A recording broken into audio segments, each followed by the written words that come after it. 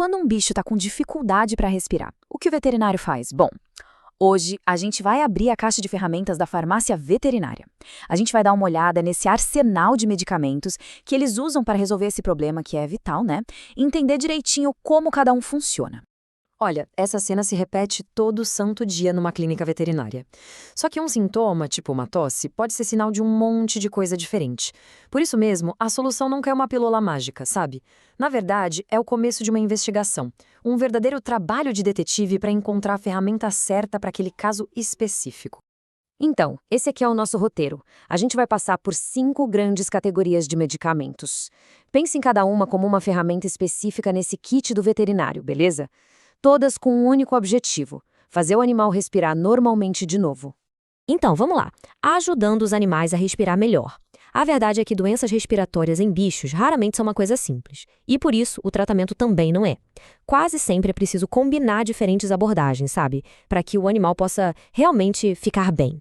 E é exatamente por isso que ter um kit de ferramentas bem variado é, nossa, crucial. O primeiro passo é sempre entender a origem do problema. É uma alergia? É uma infecção? É algo crônico? Só depois de descobrir a causa raiz é que dá para decidir qual combinação de remédios vai funcionar melhor. Ok, primeira ferramenta do nosso kit, os expectorantes. Pensa só, um pulmão todo congestionado, cheio daquele muco grosso, sabe? Fica difícil respirar, o corpo fica ali lutando para conseguir botar aquele catarro para fora. Pois é exatamente aí que os expectorantes entram em cena. Pensa num expectorante como se fosse um encanador para os pulmões. A missão dele é basicamente essa: deixar as secreções mais finas, menos grudentas e ajudar o corpo a expulsar todo aquele material das vias aéreas. O resultado? Fica bem mais fácil respirar. E para fazer essa limpeza, existem basicamente 2 estratégias. De um lado, tem os mucolíticos. Eles são tipo umas tesouras químicas, sabe? Vão lá e quebram o muco espesso diretamente. Do outro lado, tem os expectorantes reflexos, que são mais espertinhos. Eles meio que dão um truque no corpo para ele produzir mais líquido, o que acaba diluindo o muco. No fim das contas, são 2 táticas diferentes para o mesmo objetivo. E aqui estão alguns exemplos bem comuns na prática veterinária. A guaifenazina, por exemplo, é um expectorante reflexo clássico. Já na turma dos mucolíticos, a gente tem nomes como a bromexina e a N-acetilcisteína, que são muito usados para dissolver aquelas secreções mais teimosas mesmo. Beleza, próxima ferramenta. A gente sabe que tosse é um mecanismo de defesa, né? É importante. Mas e quando a tosse vira crônica? Aquela tosse seca que não resolve nada e só cansa o bicho. Aí ela deixa de ajudar e começa a atrapalhar. E é para esses casos que o veterinário pega outra ferramenta na maleta, o antitussígeno. O ponto central aqui é o seguinte: o objetivo não é mais limpar o muco, é simplesmente desligar o alarme da tosse.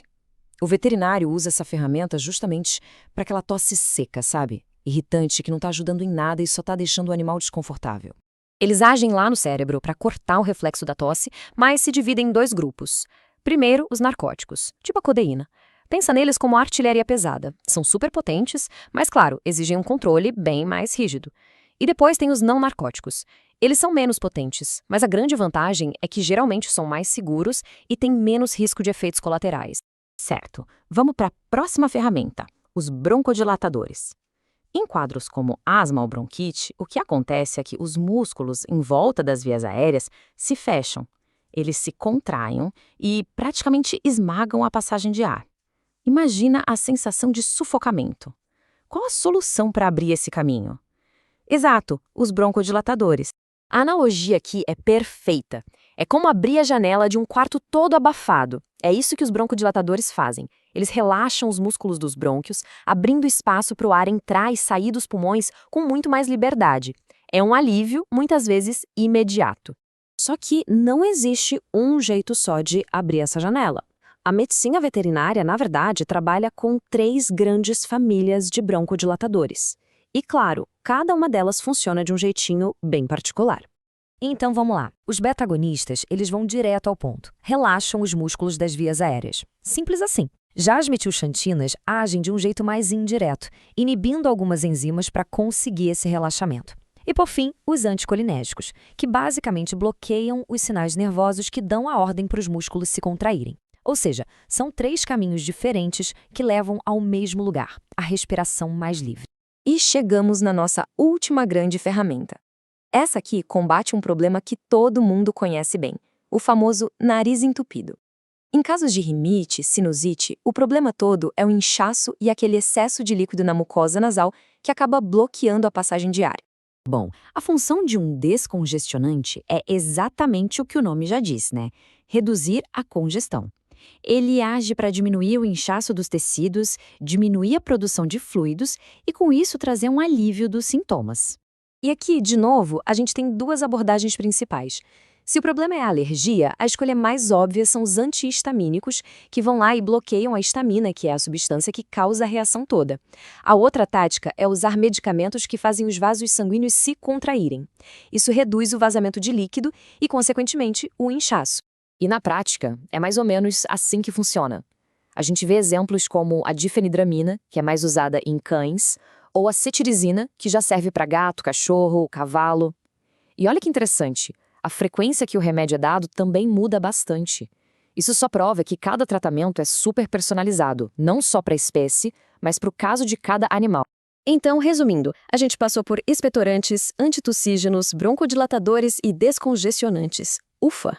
Agora, vamos guardar todas essas ferramentas de volta na maleta para entender a parte mais importante de todas. Como é que elas trabalham juntas?